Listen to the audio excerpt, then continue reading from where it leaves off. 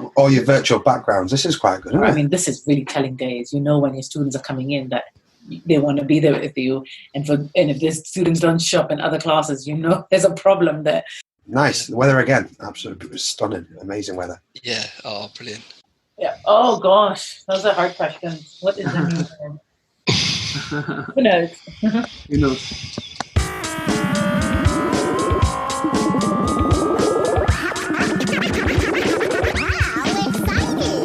Hello, Edtech podcasters. How are you? I'm connecting with you this week from my sunny top room of the house, and I'm on week 7 with our quarantini baby. So we're hanging on in there. Here in the UK, some schools have started again, albeit in a very different way. And many more of you around the world will be scratching your head and trying to work out how to reboot universities and colleges in a way that is safe and still supports student experience. So from the podcast, we wish you bon chance in all that you are doing. A few days ago, I was contacted by one of our amazing listeners, Saqib, and he wanted to know if I'd be interested in sharing a conversation of his between friends in the online learning and EdTech community during this time. So, of course, I said yes. And what results is this episode looking at the new norm and EdTech under lockdown. I'm also not a massive fan of the phrase the new norm, but any alternative suggestions, please send them across because I haven't worked out what could be a better alternative yet. The first really important point to say is that this pandemic is awful. People have lost their lives and their livelihoods and their loved ones. And any innovation which comes out of this shift is always, of course, set in that context. But in this episode, you'll hear from those working through these changes across various settings. So, Khaled, I just remember I have met you. I met you at an ETF event with Elaine Topham. What are the daily rituals keeping them sane? What are the online pedagogies which support engagement and assessment? Are things going to return to normal or reboot completely? And why should everyone know about stand-up desks? A lot of things now make sense, but also how bad it is for your health to sit down for long hours. I just wasn't aware, In fact, Saqib, you've inspired me. I'm going to stand up. This is a non-scripted conversation, of course, and not a formal interview. You'll hear educators and EdTech professionals mulling over their day-to-day in their public and private worlds, with some truisms from the last few months thrown in for good measure. In fact, I think Saqib's description puts it pretty perfectly. I don't think it should be centralised. I mean, this is an experiment, so it's almost like cognitive distribution between different systems, which are non-hierarchical. It's almost like jazz, where there's a certain rhythm and you just go along with it. And there's no question these guys work within education. Well, I'll tell you what, let's just in advance of that, should we just talk about just structure a bit? Yeah. Just so we kind of have a sense of what's what. And then you can press go and then we won't have to show our working out too much. We hope you enjoy the conversation and find it useful to remind you are not alone during these times, and we hope to bring you more of these chats in the coming weeks. Okay, here we go.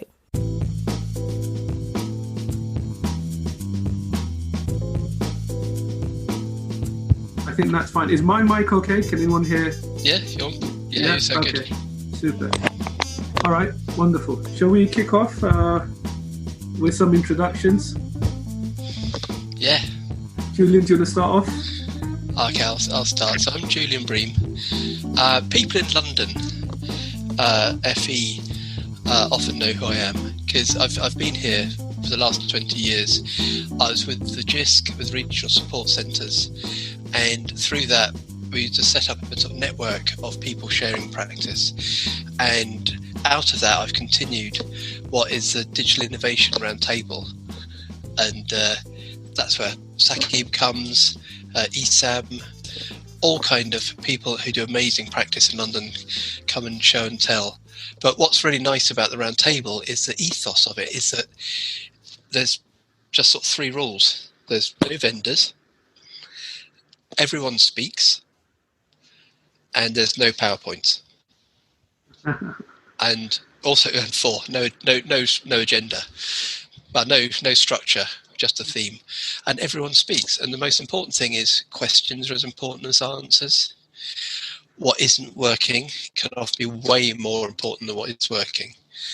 And out of it, everyone comes away, and Saki could say if this is actually true or not, but I feel everyone comes away with a sense of they're doing a good job, other people have the same trouble they've got, and together they get a sense of this is where the level of thing is. And when people go back to try and make a decision, they say, well, this is what I've seen, not just the best people on stage saying they can do this, but really pretty much around the table, this is the centre of gravity. And it's a very simple formula, and just do it again and again for FE, for adult learning, for higher education as well. So there you go, that's my sales pitch. Super. And you're all invited. Khalid? Okay, so for those who don't know me, my name is Carl Alanka. I'm head of e-learning at the Whole College Group. We run further education, higher education, and I've been in education for probably about 5 years now, so not very long, but equally my background's all tech and integration with regards to technology in the classroom and how that gets utilised. I would love to be a part of this round table. I'll tell Julian that one straight away, because that seems like something which would really be up my street. But for us, obviously, we look at teaching, learning, and assessment and a way that e-learning can really support the extension of any tasks for learners. And this pandemic has really seen that. So, super. And you're at Grimsby, right? Before that? I was previously at Grimsby Institute, yeah. So previously I worked at Grimsby Institute. That was an outstanding organisation. Great time. I used to work with a lot of interesting teachers on the exact same topic that I do now at Hull. We work on a multitude of different platforms. So we work on Canvas. We used to work on Moodle before that. So and loads of varying different applications that we use to extend these tasks and extend the learning opportunity for students using a digital method. Super. Neelam, over to you. Okay, so I'm Neelam Palmer. I work as Director of Edtech, Digital Learning and Innovation. It's such a long title at Ashford School. I mean, there's a reason for that long title, because it's everything got to do with IT teaching, and then obviously looking at innovation moving forward. I also work within the United Learning Group, where I support a range of schools based on their EdTech needs. Very much got to do with helping them sort of set up the structures in terms of running a blended learning environment in the classroom, and then supporting with pedagogical practices, looking at teaching and learning delivery practices, and then virtual training, etc. So that's my major role across the board. I'm not sure what else you want me to say, but that in a nutshell is my title and what I do. Wow. So, yes, my name is Saqib Safta. I'm the Digital Innovation and Learning Lead at Star Academies. As Julian said, I was an active member of the e-learning roundtable that he hosts, and it's been a great sort of support group for me and to bounce ideas and gain new ideas. And then I started this new post up in Blackburn. So that involves 2 days at Toledo Boys, which is en route to becoming a Microsoft Showcase school. And then the other 3 days working for the Trust, supporting their schools with an EdTech strategy. So I just thought we'd get a couple of people together with one thing in common, EdTech, and really just have an informal chat about the new norm. Obviously, we've experienced a lockdown. From an EdTech perspective, that's meant lots of things. And really just to have a sort of informal discussion about what the new norm looks like, what sort of issues we've been facing, success stories, and our current education system. What's going to happen going forward? Do we press on pause and carry on, or is it time to reboot, to quote Ken Robinson there? And what that would mean.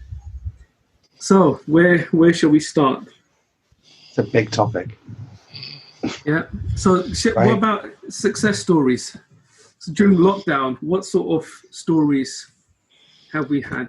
I'd like So, to think that those schools who have had technology embedded within the environments have are very lucky. They've, in the sense that they've benefited from having the infrastructure in place, the ecosystems available, and if anything, those if they've been really active and prominent in this space, then the teachers' digital literacy skills will have accelerated by now.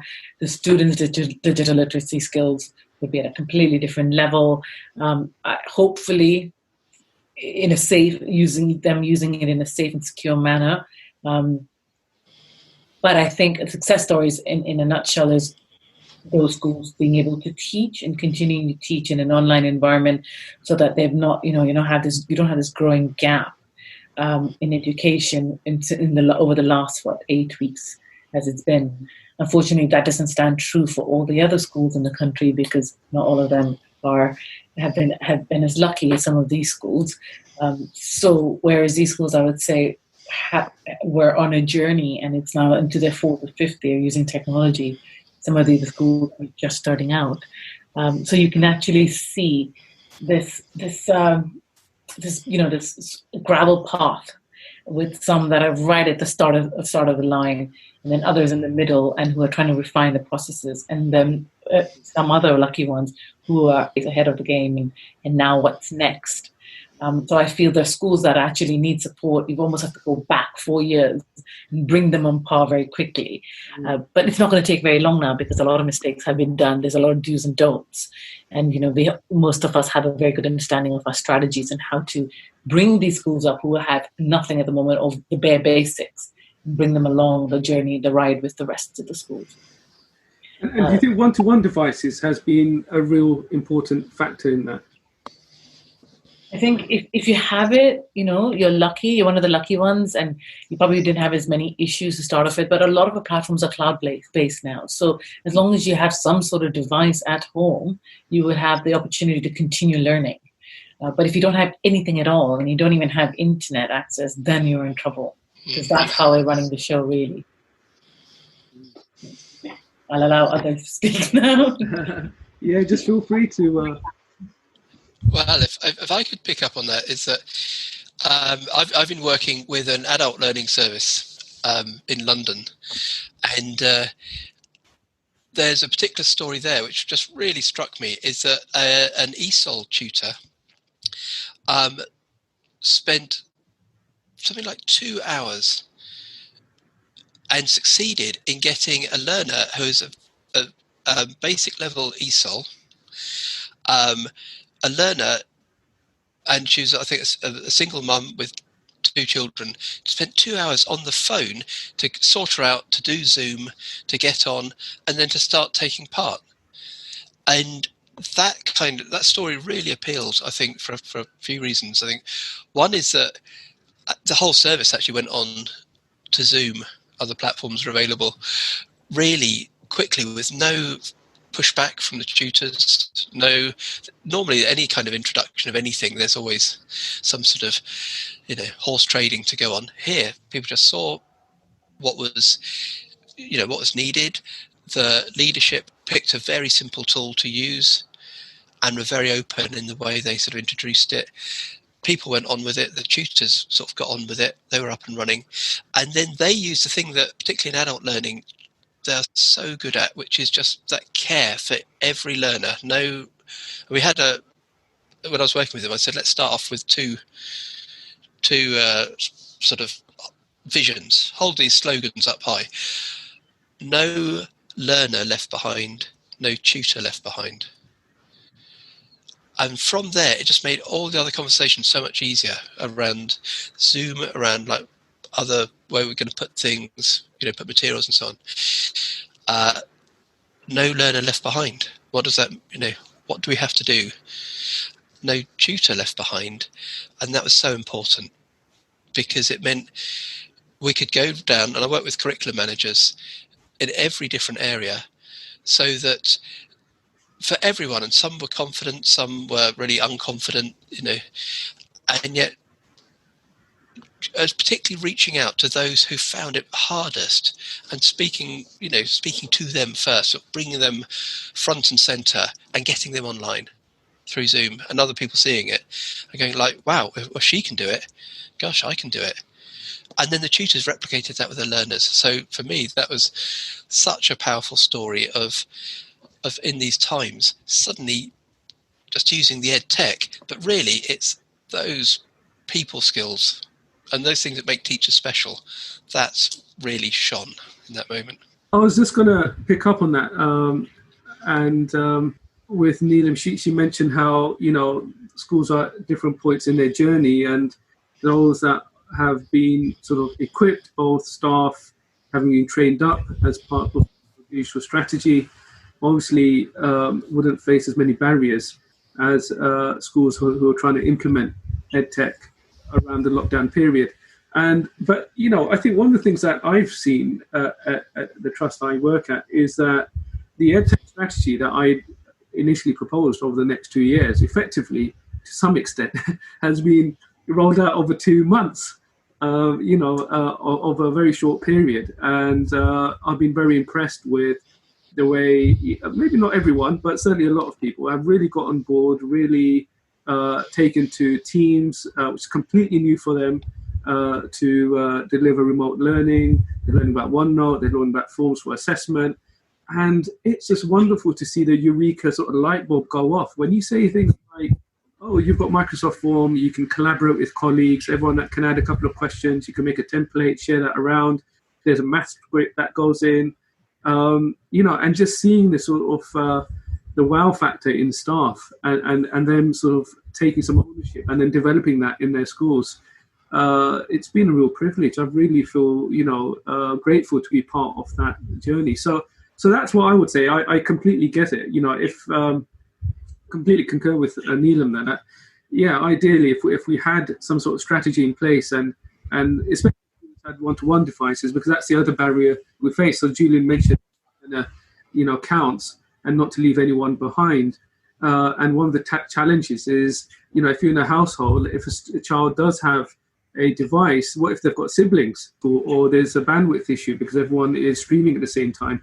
Or simply some students don't have a device, they have a smartphone, for example, and how do you cater for that? Or they've got a device that they don't, IT can't support, maybe it's a MacBook or it's a tablet. So those are some of those challenges I've seen over the last couple of weeks. Well, for me, I just want to say how passionate everyone's been through this thing for us at Hull. I've just seen passion across the board for me at Hull. I've seen IT staff supporting tutors with regards to how to use a digital whiteboard. I've seen basically a lot of teachers are taking I don't believe that COVID-19, realistically speaking, or me personally beforehand, I actually had any impact on the digital strategy of the organisation. But I definitely believe that COVID-19 has done something with that digital strategy. And I saw this memes all over. There's memes all over Twitter and Facebook and stuff like that, and all the groups that I'm in. It has really pushed us to think forward and to move forward with this, and to make sure that we take care of our country, arguably, and our learners with regards to the way that they are digitally included. And the classroom is very inclusive. One of the things that obviously, we're blessed. My son's blessed because he has an iPad at home. And we've got the internet at home, and there's absolutely no problem with that. So he can get all of his stuff from Class Dojo, and it comes in, his daily sort of tasks that he needs to do, and we sit together and we do them, and it's a blessing because he's got his Apple Pencil that works with it. So he doesn't actually even need the book anymore, the notebook inside. He can use his Apple Pencil, take a screenshot, we can start filling out these maths equations. And that's great for my son, and obviously I think that's great for him, but what about the rest? What about the people that don't have devices in the home? What about the people that don't have successful internet in the home? I couldn't agree more with Neelam there with that. If they don't have it, we are putting everybody at a massive gap. There's going to be a massive step there where people have and are included, and the level of inclusivity is completely knocked tenfold like that. People feel included at all. But as for where we've gone with this, obviously we've got Google, we've got Microsoft, we've got conferencing tools, Zooms we've been doing all the time. Teachers have realized that the Zooms sometimes in some cases weren't actually working out the way they want them to. So what they've done is they've reverted back to recording them. So they've been using Canvas Studio, which is inside of our platform, which allows teachers to actually record their lectures. and allows students to use discussion posts against them, so people can actually start creating a discussion off a video. So it's the same sort of thing, but it's just with less bandwidth intensity. It doesn't require that much bandwidth. So people can go, and also you kind of win the hearts and minds there when you say the idea that that's on demand. So that means that the student can do it at any time of the day, because right now where we've been, not all learners can actually learn at the same time. So you'll have people that are looking after siblings or looking after parents or looking after the elderly, for instance. So they haven't had a chance to be able to do the things that they wanted to do with education. And by doing it like this, we're actually catering to the client. Because at the end of the day, they're all clients to us. Every learner for us is an opportunity. And we obviously, we make money off them as well. So we need to make sure that we're giving them like the best opportunities possible. But I do think there's a massive gap. And something needs to be done as soon as possible to try and sort of just, sort that out. So here's a question I'd like to pose, and please do feel free to sort of pose questions yourselves. But here's a question: is since lockdown, how has the curriculum been redesigned? Has anything changed in that? The way you've delivered or taught or organised things, which wouldn't have happened if there wasn't a lockdown. And I'll just start off by saying, in my case, had the lockdown not happened, I do a bit of computer science teaching with some year 8s, and they would be quite happily following the scheme of work, which is given by the trust, and working on some binary numbers through some packs that they get given. And that worked for a couple of weeks, and you sort of working through PowerPoints, then working on packs. They were getting a bit bored. I was getting a bit bored because they had the answers to the packs. And I said, why don't we explore Minecraft? There's all this thing about coding and Python. There's Education Edition. So I started looking into it, and I ran a session. First, they were really excited. They got on. We sorted out a couple of IT glitches. And then I got them to design the school building. And I said, why don't we host an assembly? Let's make that our aim. And I gave them a PDF document of the new school building. It's a new building they opened in September. And I said, how would you redesign it? So I got them to do some planning. And then I apprentice style, put them in different groups and made one person a project manager. And I said, well, you've got to sort this out. So it's problem solving, creativity, collaboration, communication, decision making. We went in and we had some Python activities. And then I said, right, now go away and start designing it. And I was gobsmacked.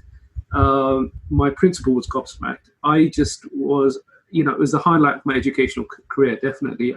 The creativity, the focus, the energy, they just didn't want to leave the session at the end. And I saw 21st century skills in action. The knock-on effect is that one or two other schools in the trust who have heard about this are now really interested. My principals put craft education in the digital timetable after half term. So the rest of the faculty can follow suit. And now we're also looking at Minecraft Code Hour for the year 6s or in transition to the year 7s. But had lockdown not happened, we would have quite strictly followed the scheme of work, and that opportunity wouldn't have sort of arisen. Similar to you, Saqib, I have elected to teach a few computing lessons because I was trying to put something in practice, and I wanted to see what were some of our challenges. It's one thing me telling everybody else what to do, bringing the teachers on board, but I needed to sort of live the example, model my responses based on real life scenarios. So, like you, I'm teaching computer science to years 7, 8, key stage 3, and also doing a lot of Python programming. But it's quite interesting because although I'm just sort of stepping into it and facilitating the lesson, I found that pre-recorded presentations or asynchronous sort of work that is delivered to them and said, okay, now it's independent sort of work, get on with it. It's not as motivating, it's not as challenging, it's not as engaging for the child. So yes, we did carry on with Python coding, but what we did is do it side by side. So it's very much a live environment. Okay, I'll walk you through these first few examples. Okay, who can finish the final task? And then let's meet back in 5 minutes. But we're here. We're in the background, but I'm here as yet. So I found that it was easier to keep them engaged in an environment which was streaming live, particularly with the younger children. Might work differently for those in universities and in higher education. But when I was looking at year 7, 8, 9, and that key stage 3 moment, I found, maybe you'll have some high ability children who are happy to lead independently and carry on with the work and then do extension tasks and then come back and connect. But the ones who are probably mixed ability, slightly low ability children just need that more encouragement. So to that extent, I don't even know how sufficient or effective asynchronous teaching is in that context. And actually, I've been having a conversation with a few other people saying, I think there is some truth to live teaching in synchronous sort of a format. And totally relevant in the primary years, because we're doing primary years as well. So they're using Shobi, for instance. If you're not keeping them engaged and if you're not watching them and they're not responding to you even in video and audio, you're going to lose them in the background. The Minecraft's more exciting, for instance. Yeah, so, I don't know why I think I'm just responding to your question rather than answering what you've posed out there. I'm sorry. No, but there is definitely a space for live teaching and the whole concept of sort of engaging and connecting with our students. One thing I will say, I was on a webinar yesterday, and we found out that those children who've had some examples that came out of that conference were those children who have not had much contact with their teachers at all in the last 8 weeks have come back to school overwhelmed, bewildered. They don't know how to connect with their teacher anymore. So if, for instance, the teacher would come too close to the child, and these are examples from neighbors from other countries that have started school, they tell the teachers, no, you can't come close to me. You've got to keep a 2-meter distance. So there was all these do's and don'ts. And instead of the teachers telling the students, let's do, they're sort of, don't do that. Don't share. Don't give me a pencil. Don't come close to me. So there's this whole impact on well-being and the students who have had no contact with their teachers at all. So while we can see this online remote environment is really great and can provide all these resources, there is something to do with connecting with a voice online and seeing your teacher, even if it's not on a regular, everyday, every second basis. So, from my point of view, it's the mental well-being of the children that are going to come in who have not had any contact. Yeah, so this is one of the things which I've noticed then. So obviously the teachers that are connecting with my son via Class Dojo are also actually phoning them up and just having conversations with them as to know how they are for well-being. And I think that's a really important aspect because it's okay to be connected to this person via the iPad. And the tasks that you need to do are here, and such. You need to go read that with your dad and do these maths equations, etc. Because he's only 9, but thinking about it though, I think it does actually. You need to solidify the learning and making sure that he's getting the encouragement and the engagement from the tutor. And the best way of that was via telephone. Okay, they do Star of the Week there on their iPads and stuff as well. So they'll post up the Star of the Week, and he was last week, which was brilliant because it just shows that the reward for his achievement and what he's done throughout the week. But I do believe that we're definitely there from a welfare point of view. We need to have some sort of connection, whether it be either via phone or via Zoom or whichever way. So I agree totally with that. No, I agree with that too. I wonder if I could offer something from the higher education point of view, because they are in a bind right now. Higher education, they've done some incredible achievements are going online. They've done exams this year, like fully proctored exams, invigilated exams across the world. It's been incredible achievement, but all that was short term and quick and so on. But pretty much across higher education now, they're all looking at the fact that preparing for autumn, and they know that they won't all be back. For some people, it might be nobody on campus. There'll be some kind of mixture. Might be first years only, might be postgrads only. But they're in it for the long term now, and that means sort of serious thinking. And one of those things is, heart of that is synchronous. When's synchronous? When's asynchronous? And fueling that is, they recognise the importance of what we've been talking about there. Relationship is so important. the opportunities to build relationship with students, which always kind of can be in higher education, particularly if the lecture sizes get too big or the tutorial groups get too big. It's easy for people just to drop out, particularly the ones who are doing middling but not too well, and they can sort of drop out. So doing that online is really hard. And there's been directives from the government that says online only won't wash. You can't just have recorded lectures. And it's kind of easy to record lectures in higher education, because they are sort of set up for it now with lecture capture, broadly speaking. And some of those lectures can be really nice because you've got a tutor sat in their armchair and it's very kind of avuncular, kind of way of teaching. But there must be interactivity, there must be collaboration. There must be ways of a sort of human contact, and that's hard to plan, especially when the possibilities, some of the people might be on campus, some students on campus, others might be on campus but not coming in, others across the UK and across the world. And keeping that consistency is the real challenge.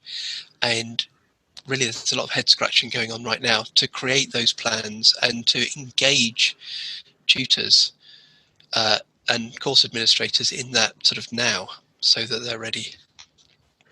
So if I could just add to that really quickly. Funny enough, someone asked me, so what do you think is going to happen in the next few days, especially when you go back to school? And it's really interesting because I used some words interchangeably, but now when I think about it, I think actually they're almost separate entities. So yes, you might have some lessons, particularly the young ones, where there'll be traditional classroom face-to-face teaching with reception, year 1 and year 6 that come in some more primary state schools. But in those schools that already have the technology embedded, we might face ourselves, and I'm aware of this actually, there might be some scenarios where students will be in school, there will be a teacher of some sort in the classroom who will be supporting learning in some manner, but the teachers, subject specialist teachers, are still at home running a live session. So in theory, the students are studying online, but under the school sort of building structure. Yet you won't have those teachers in the classroom. They'll be sitting at home. And then you'll have other students who couldn't come to school for whatever reason may be, medical or more vulnerable state. And so therefore they're home too. So you'd have like this matrix of learning happening in a classroom, online, virtually, with them here and not here at the same time.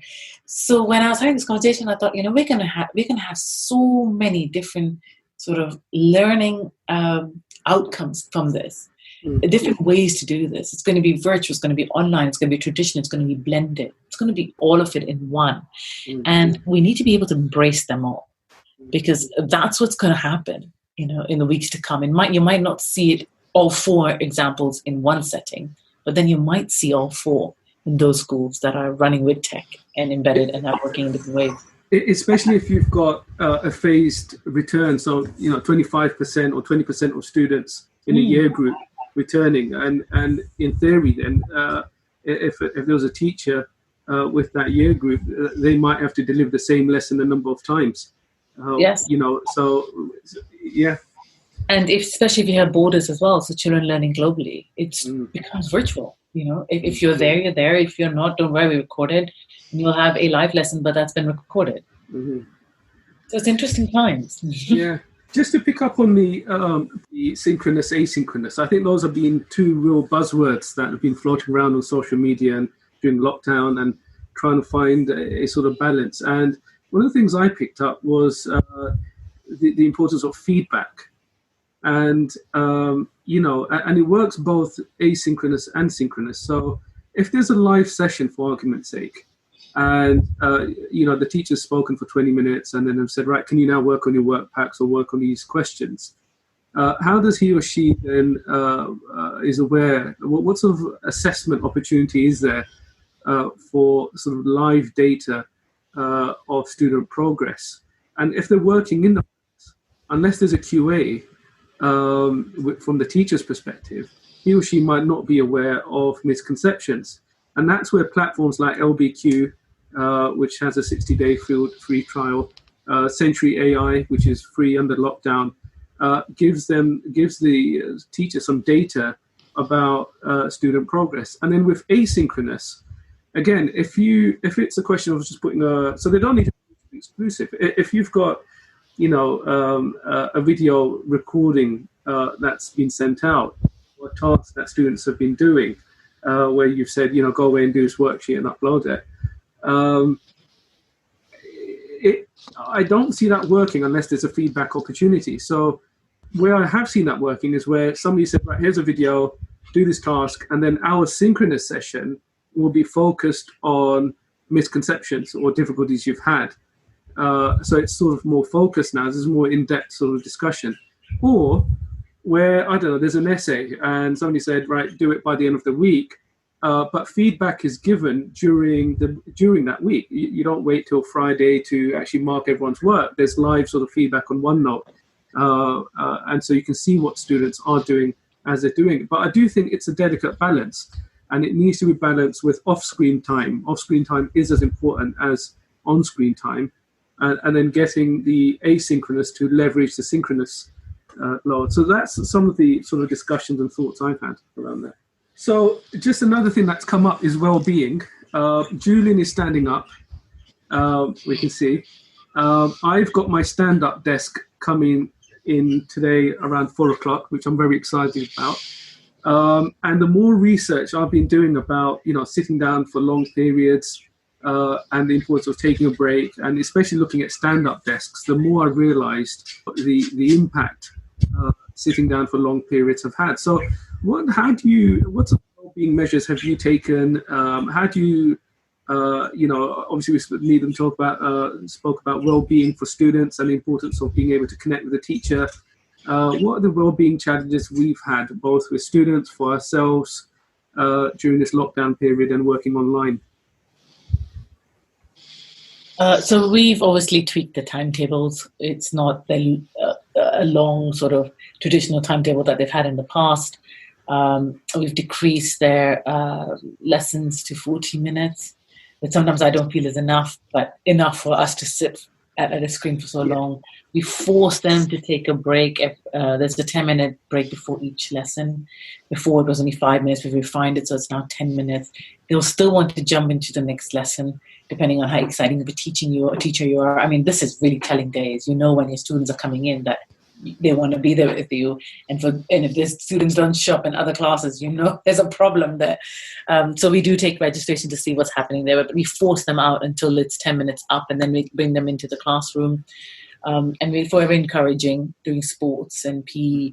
So yeah, I think we've had to drop our day quite significantly, which has helped quite a bit. But, I completely hear you about the health. I was sitting here for long hours, 8 in the morning till 10, 11 at night for weeks at end, just, to get this all up and running. And the damage it had it's unthinkable. And to think that our children are going through this, and yes, they're younger, they'll cope, they'll heal faster, but it's still subtle damage in the background, and we should really be thinking about that too. I think I put in a plea for support staff, e-learning staff particularly, but all support staff, professional staff, admin staff, who find that their day is sort of dictated really by the tyranny of the inbox that just fills and fills. I've been talking to people and they've been sort of showing me like their inbox is filling up as we've been talking, with requests and so on for support, and also from management. I mean, particularly at the beginning of lockdown, where managers, to generalise, wanted to keep an eye on people, and there were sort of daily meetings and team briefings, and then there's sort of any number of projects which then had their own meetings, and then they're offering sort of like water cooler moments as well. But this is a big overhead for any individual on the amount of sort of online meeting time, plus the kind of work they're trying to do as well. And it just kept people glued, a sense of pressure, and being unfamiliar with working from home for a lot of people, and let alone what their home circumstances were like, if it enabled that, even if they get access to the desk because someone else might need it. But putting boundaries on that, when to stop, when does the day begin, when does it end, when your inbox is just filling up relentlessly, and I found people had to discover skills to really start imposing structure over their own time, because to be all things to all people, and a support staff typically want to be really yes, I saw that some people get really overwhelmed with that. I don't know about you, what do you think, Sakib? Our staff was the same. Overwhelming. The e-learning team obviously were working tirelessly. The amount of password resets that we had to sort out for students, it was unbelievable in the first few weeks. Once we've got them all out the way with, it was then about how much time do you actually want to put with your students in the way of supporting, facilitating, and then obviously the actual teaching, because obviously they're all different elements out there of teaching, learning and assessment, and just overall teaching to your students. A lot of people have done the classrooms are a lot smaller in size anyway in a college in comparison to a school, but equally, like even our vocational qualifications, they've completely taken a different spin, and a lot of our adult learners have got kids and I've got their own priorities and their own bits that they need to focus on, with this being the way it is. So I think it's up to the tutor's discretion to make that a sort of choice as to when there's enough teaching, because teachers can work out which ones are phasing out and turning off in a college session, in a college setting. When it's a school, though, I think it's more about setting it up to, like Neelam said there, so having set times and making it 40 minutes instead of it being an hour or 60 minutes. That makes total sense to me. But again, like Julian said there, we also saw that a lot of our managers and leaders and stuff like that wanted to know how many people were logging on every day. They wanted to know that data. They needed to know it. They want to know where's this level of engagement. Now, obviously, engagement is completely different to logging on. We all know that as e-learning edtech specialists. You can log on absolutely fine, but what learning is actually going on there? So it swings and roundabouts, really. But we provided the data, and they saw that. They could see how many people were logging on from day, the 19th of March when we went on lockdown, and they can see every learner every day. And you'll get some classes that on the days where they're supposed to have lessons will get 100% participation when students are in the discussion, doing what they need to do, and those figures are coming back. And you'll get somewhere it's not, it's 7%, 6%, 9%. There's only 3 or 4 learners that have come to those sessions, but you just have to be flexible with them. So yeah, absolutely. I mean, it's been chock-a-block for me from an EdTech perspective, trying to get 28 odd schools up and running with EdTech in a very short amount of time. Luckily, because of digital technology and cloud, a lot of that can be leveraged. So it was finding, expertise across the trust and then leveraging that. But just a couple of things that I picked up that have really helped me during this lockdown, and some stories that I've heard. One is that I've actually got a daily ritual. I go out for a walk every morning, and I send Julian a message. And it's my soundboard. I sort of share my thoughts. I wish him a pleasant day. I'm normally around the park around this time. And he responds. And just that daily process of being able to reach out to somebody and just talk about EdTech and life in general, it's been brilliant. We've obviously set up this WhatsApp group, so I've got all my EdTech contacts in there without any particular agenda, other than to say, look, it's a time to bond, to connect, to share, and think together, and which is why we're sort of now, on this Zoom call. The other thing that I found, 2 other things, is we have a daily stand-up meeting with IT, about 10 or 15 minutes at 10:30, and it's just an opportunity for everyone to not only just connect, but raise any issues in real time, rather than here's a ticket, I didn't know about it until a meeting next week. It's just, this is a known bug or something's happened in this area here, and what we're going to do about it. So having that daily sort of 10, 15-minute chat has been really good. one of the stories I heard is from a colleague whose child attends the school I'm at, and it's his only child. So he said, look, he feels isolated. He says, so students might have a digital timetable. They might even have an online assembly which is being sent out. There's no way of connecting. And in our trust, one of the things we've done for safeguarding reasons is ask students to turn off their webcams unless really needed. So it's down to the school to then risk assess, and to make that decision. But the default is you actually turn it off. So one of the things we've done actually moving forward for well-being is to have a daily tutorial group. So for 20 minutes, students are now going to meet as part of their tutor group with their webcams on, without any fixed agenda, but other than just to sort of connect and socialize, especially if they're a lone sort of sibling, they don't have, because of lockdown, they can't sort of meet their friends. So those are some of the well-being things. I'm wary of time here. One of the things I'm really keen to do, I think it was Neelam's idea, is actually for us to put our parent hats on. And obviously we spoke about Edtech roles, and we can go on all night about that. But what's life been like with kids at home or kids away at university maybe, who are facing some of these challenges, and how is it like for us as parents trying to manage their education at home? Shall I go first? So I have 3 children, 2 in the senior years, one in doing her A levels, another one in his just under year 9, and a little one in year 10 years old in year 5. So it's been very interesting. Luckily for the 2 older ones, I can just leave them and let them get on with what they need to do. However, with that, while it sounds bliss, they're in their rooms and they've got a phone, and then they've got the computer, and then they've got something else going on in the background. So they're working, but at the same time, they're multitasking, doing other things on their other devices. So, and to be quite honest, I've walked and seen so-and-so playing gaming while at the same time doing a French lesson. So I know that doesn't work. I'm like, look, there's only so much you can take in at one point. I know how it works. But it's no surprise. It's how many of the students are working at the moment. They're in the lessons, they're listening to things, and then they're doing something else on the side. And they tend to do something else on the side because the teacher's not around, or because they've been left with a task that they need to complete on their own and they cannot be bothered to do it.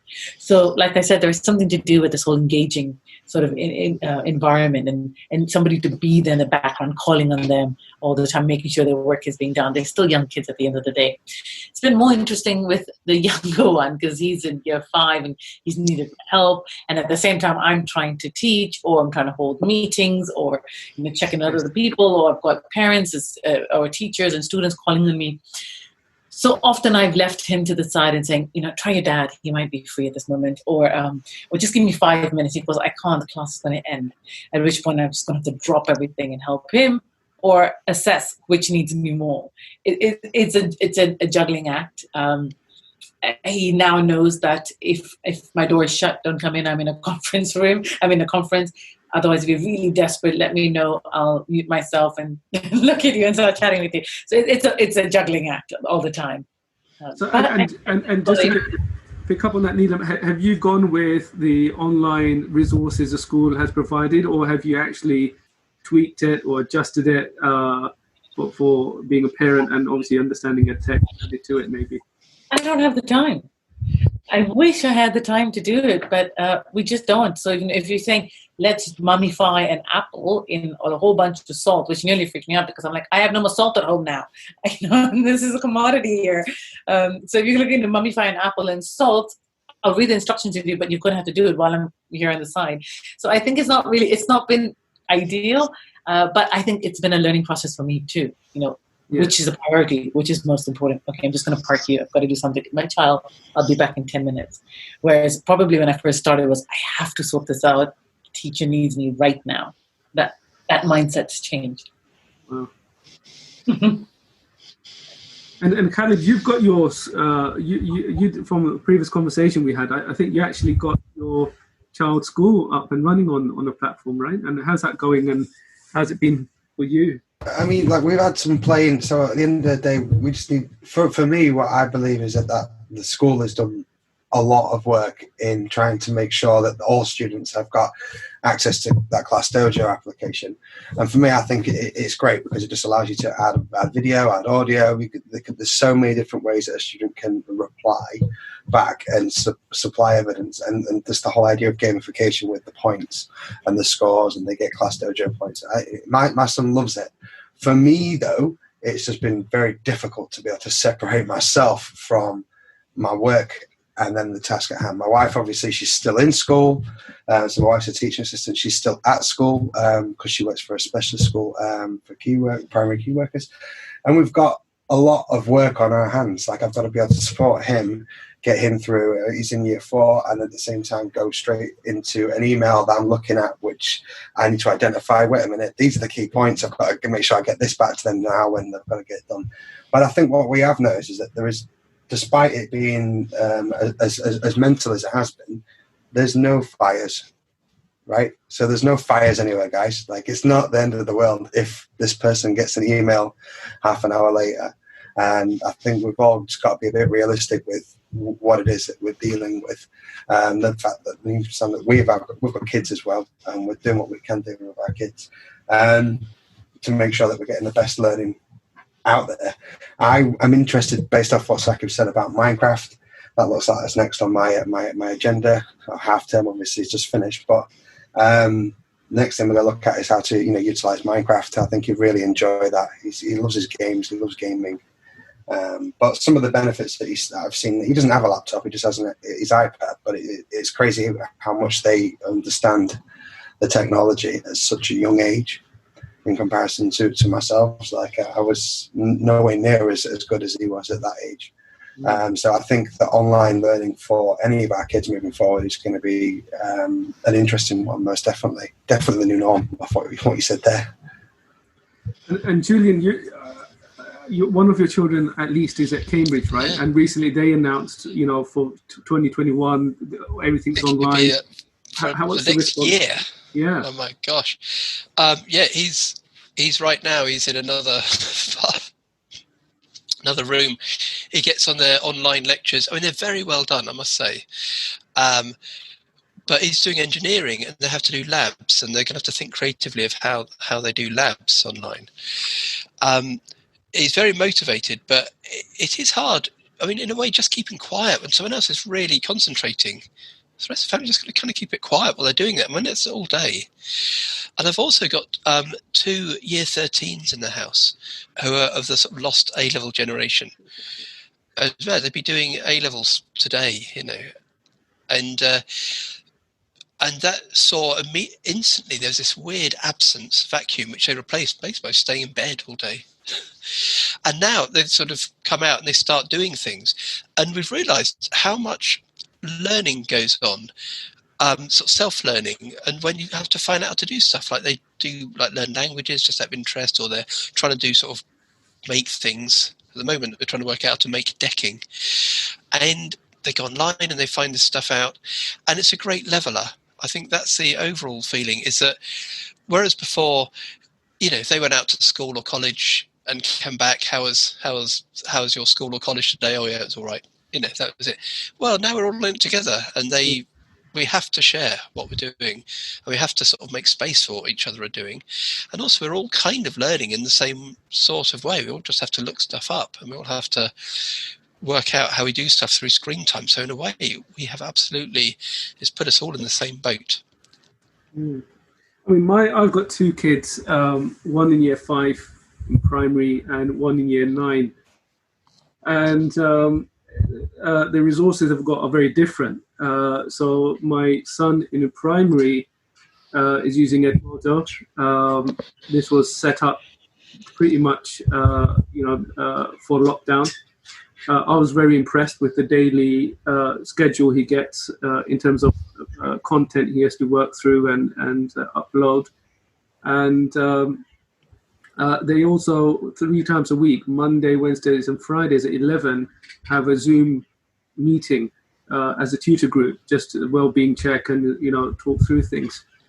And so like Neelam, it's a challenge. So he sort of sits here and I'm trying to do something, and, My wife's trying to work with my daughter, and yeah. So, but one of the things I picked up very early on is that although he's doing these maths worksheets and the answers are there, he's not getting necessarily the level of feedback which he can enact upon. At some point, some activities found interesting, like you had to do some research and sort of type up things. But to supplement that, we decided, partly because of my role, I was looking at different platforms, Seneca Learning, LBQ, Sentry AI, just to mention a couple. So these were my guinea pigs. I essentially put them through a couple of platforms and say, give me some feedback, what's working, what's not. And they all, have their pros and cons, like Sentry. And I think one of the things they find useful in a lot of these platforms is the instant feedback on how they're doing, and the opportunities that they have to actually learn some of their content. And then they've actually critiqued a couple of these platforms based on that. With my daughter, she's in secondary. She has some minor learning needs, and they actually took a decision not to do online sessions because not all the children have a device at home. So they've loaned out some 200 Chromebooks, but because not all students have devices at home, they've actually made a decision to make sure any student isn't deprived, and therefore they've just resorted to giving out work packs, sending out activities through Show My Homework, and because of my daughter's needs, they've organized some one-to-one tutoring through an agency. So that's a very different story. But again, I've just leveraged the use of online platforms to have some sort of daily activity where they would work through. My son's also been teaching me Minecraft. So in some ways, I've actually, because it's been sort of regular, I've sort of had more time to bond and actually understand, my background's maths, so I've been looking, subtle nuances of their maths journey and where they've had difficulties. And sometimes that's isn't, sometimes teachers, in a class size of 30, sometimes you don't get that one-to-one time with the child to actually understand why is it you're having difficulties with negative numbers, for example, what's going on here. So I've had some of that opportunity, but well-being, getting them to do some exercise, going out we went out for a run the other day. My son found that a bit challenging. But I mean, I've practically just tried to keep things balanced without giving them too much, but trying to find something that's engaging for them, so it's not boring. That gives me some assessment sort of feedback, so I can see what's going on at least. And then there's some regularity in the approach where I'd like to think we're learning to coexist. Yeah. As parents working with their children working with the teachers, and then it's kind of a cycle, and we're just learning to coexist for what works for us. Yeah. So, final sort of topic or question along the new norm is actually to cite Ken Robinson, who's started some lovely podcasts. And he spoke about how, agricultural systems have been put on pause, and so has our education system. But we can't simply unpause and carry on. It's about time we reboot. And obviously he's been a long advocate of rebooting the education system, which is modeled, on structures from the industrial age. And so what do you see forthcoming? How are things going to be different? In an ideal world, if we did reboot, what's that going to look like? Will it be top down or will it be bottom up? What are your thoughts? I think this is sort of generally, most people think this. I mean, blended has now become centre stage and mainstream, and even though we've been pushing for that for sort of 20 years or so, suddenly something's happened.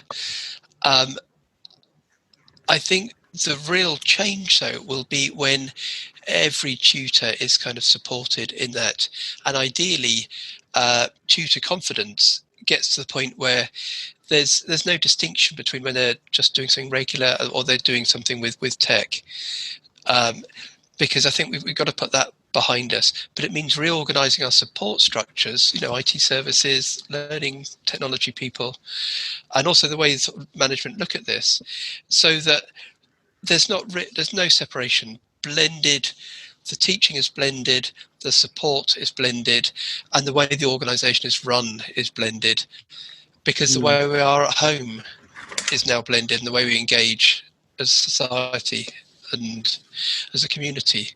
So when if that's truly put in front of us as a vision, then we will have moved somewhere. Finally, that would be the really big change will have happened. Ali, thoughts? No, I mean, for us, going back to the original question, I think it's just about making sure that we are supporting all of our staff forward with this, because the idea is that this is the new norm, whether we like it or not. And for us, it is business as usual. We want to continue to keep providing a solid education. And if we do so, we are going to need to make sure that we've got the correct elements in place. So, the correct virtual learning environment, if you guys still use one, or Teams, or whatever platform it may be. And at the same time, the staff need to have the correct element of training as well. I think training is probably the most important thing for staff to continue to keep innovating, because they have, literally, this past nine weeks, they've been innovating like I've never seen before. And if they want to continue that and continue to move forward with engaging and different opportunities of learning styles and all these kind of things, then we're going to need to make sure that we put in where, money's where our mouth is, really, technically. We need to make sure we have the right technologists, we have the right CPD sessions, we have CPD sessions that actually support not just a tick box exercise, do this training and get a tick. No. It has to have some sort of meaning behind it. That's my 5 pence. I think it's very hard to put something up to brand it in a certain way. I mean, I said yesterday, I don't think this is the new norm. I think this is the developing norm. What will happen in the next few weeks will, new sort of themes and trends will emerge. So it's hard to say yet. However, if we go back to school and everything is as is, and we're out of this COVID-19 phase, then will we go back to the way we used to teach? Who knows? I think many schools will. I think we'll turn back and go, right, let's just carry on as we were. But there will always be in the back of my mind, this could happen again. So with this on board, I think for many years now, we've advocated the use of Edtech. And I think the underlining message, even though it has been positive, has always been, but we don't really need it. It's only an extra. It's great to have. It's a nice thing to have. It's more expensive, etc. But you don't really need it. I think now they look at it and go, actually, we do need it, and we need to be prepared, because when it happens again, we're ready to go. So we need to have some sort of technology underpinning our lessons, our teaching in some way, because when this happens, we're good to go. But I don't know if this is a norm. I think the position for many EdTech advocates now is, don't worry, we've done our job. The last 10 weeks has proved its point. So we can take a step back, but help all the other schools now that need to get onto this and prepare themselves for what could happen. Yeah, absolutely. Some of the observations I've seen is, do we need it? Skeptics, cynics have, been using it. Even when we do go back, I think one of the questions that will be lurking at the back of everyone's mind is, what happens if there's a second wave? Are we prepared for it? What measures, risk assessments, online provisions, etc. We need to get our systems in place and make sure staff are trained up if something like this happens again. And then obviously the blended learning scenario that Julian spoke about is key, because to maintain social distancing in schools and having a phased return is going to need that.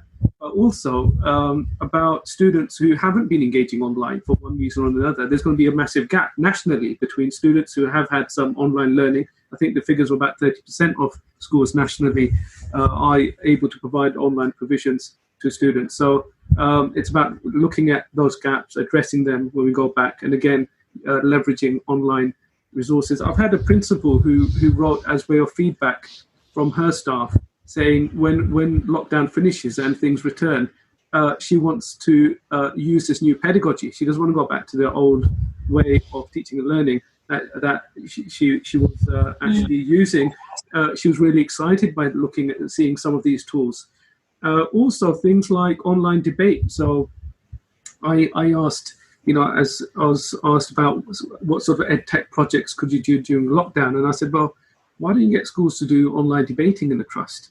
And before that might have been quite difficult in terms of organising, etc. Now it's pretty easy. If everyone's got a debating society set up in schools that get coached, you can now conduct that sort of thing online. So, those are some of the things I can see going forward. And finally, I think for me a really nice success story was a member of staff who I had given some CPD to on Microsoft back in October, and he didn't seem too engaged to begin with, but he self-confessed and said, look, I'm just not good at this. I'm going to be your weak student and you're just going to have to hold my hand throughout this whole thing. So that's the way he started. And I sort of gave the CPD and I said, look, I'm here to support you. During lockdown, it's about 2 or 3 weeks in, he contacted me and he was just off the moon. He was completely transformed. I didn't do anything. I just gave him the CPD back in October to December. Lockdown, he said, this is absolutely brilliant. I'm using the one you showed me and everything just made sense. But what he also said was, after lockdown finishes, I'm going to start running intervention sessions remotely. So on that Saturday morning, when you get students in, and some students can't make it, he said, actually, because of these online resources, it'll be more effective because I'll get the data, I can see what they're doing, I can address their misconceptions. I want to do this remotely. And I said, absolutely brilliant. Here's somebody who just a couple of months ago had absolutely zero confidence, very low digital skill set, now being potentially an EdTech champion. So what does it say? You need a emergency. What was the statement? You need a, in order to get change, you need a crisis. Crisis, yeah. That's crazy. Well, that's just crazy. I couldn't agree more. I mean, I've seen sort of things develop over this past time till now that has been crazy. We had an inset day. We did an online inset day for all of our tutors, and to see them all come up out of this dark internet hole with loads of ideas on how to use the applications was awesome. I sat and I watched through them all, and I was extremely pleased with the work that had gone into it, because they'd like, okay, we can give video feedback now, we can do audio feedback, we can do this and that. I'm like, whoa. Yes. I've been screaming it for ages, but it's nice to hear it from somebody else's mouth. A lot for me. Yeah. So yeah, no, really good time. Mm. What about, has anyone come across this year 6 to 7 or in the college case, maybe the sort of A-level, the GCSE to A-level taster days and planning for that? And I've had discussions about, do we do a hybrid approach? Is it online now? What's going on there? Any issues or ideas that you've come across? In higher ed, is it for applications? Is that for applications for next year? just managing the sort of transition from the next cohort of students who are going to come in. Yeah, I mean, that's one of the things which is quite interesting, because we're not quite sure how when they do come back and how they're going to come back, and the social distancing measures that are in place and stuff. I've seen a lot of our tutors create like an online taster. Yeah. So people will come in and see an online taster of the qualification before they do the full qual. Yeah. It's nice to see that from also the degree aspect as well. They're really interested in putting some stuff on like that as well. So that's all the way in higher education. Further education is the exact same thing. So they're giving people tasters, and they can just create courses whenever they need. So if they come to us, we'll create them a course, and they can just add as many people as they want, and have like registered sign up. So it's really easy for them to make a course like that to prepare people for the transition as well. So I think that is one thing which we need to think about as well. The transition for next year, all the online transition that needs put into place to make sure everyone smoothly moves it across. So it's an interesting one though again. Neelam, how's that working at your school? Managing the transition from year 6 to 7? In terms of using the technology, in terms of moving from one class to the next, because moving from one class to the next, there's really no difference, except for the fact that because it would have been in the same school, so we would obviously want to promote year 6 moving to year 7 within our school. I suppose the difference is year 6s would actually have some sort of visits in the year 7 class and what that's like. So we like Khalid said, we've put together online sessions, introduced them the concepts, introduce them to the applications, etc.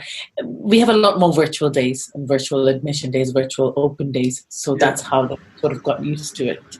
But for our students in particular, it shouldn't come across too dramatically, I don't think. We haven't sensed that. No. Yeah. Julian, any thoughts on that transition between year groups? Well, I guess in the into higher education, I mean, yes, there's been a great deal done with virtual open days and tasters and so on. And I think it always has been a really interesting area of where, through extending the VLE, can you get people who have, say, enrolled, or registered but not enrolled, or in other words, so people who are going to be your students, but it's still the summer, and how can you gauge them? This has been a fantastic time for getting on with that. There's always been difficulties in the past around sort of security or logins or the admin of the whole thing, but suddenly there's a real willingness to do that. I think my real fear is for adult learning again, of recruiting to adult learning of people who are at home, and how adult learning can reach out, where people now can't just sort of drop into the library or town hall or local place and pick up leaflets and that sort of thing. And I think that's going to be a challenge for everybody who's outside,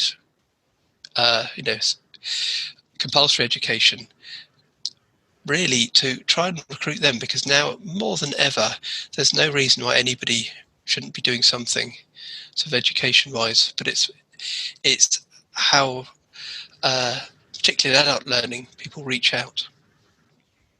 Yeah, absolutely. I mean, I've much the same. It's online sort of tours, taster lessons being organised for students. I've had one school who, quite innovative, wanted to do a 3D tour with a 3D sort of camera, and that's part of their project. So as part of induction, so students are completely new to the school, can have some sort of familiarity of the school building, and then have various activities planned for the day online, which students can then access. And then similarly with the transition from year 9 to 10 in terms of options, planning that and also engaging with parents and so forth.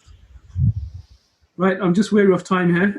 Any final thoughts or questions or advice or suggestions on the new norm, EdTech under lockdown? Yeah, we need to keep working together. Definitely, yeah. Keep working together there. That's true. Yeah. Together, we'll crack it. Yeah. I think she just gone off for a second.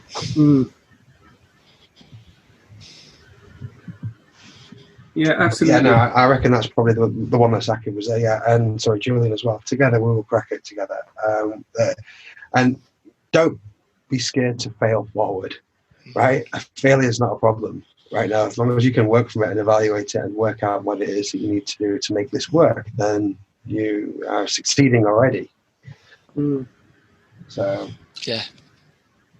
And I've got to say, for me, that's been one of the great blessings, I would say, that I've had the good fortune of being able to connect with so many wonderful people in the EdTech world.